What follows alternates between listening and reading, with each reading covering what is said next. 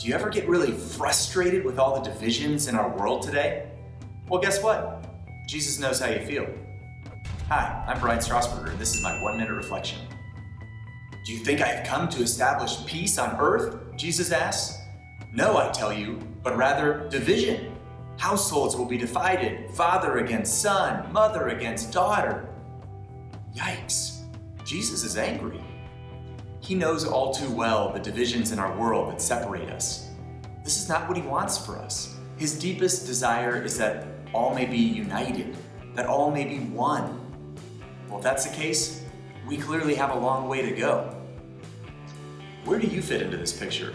Do you spread division, or are you an instrument of reconciliation and unity? See if you can spend more time with people who think differently than you. Look for common ground with people you disagree with. And give the benefit of the doubt to people rather than assuming the worst of intentions.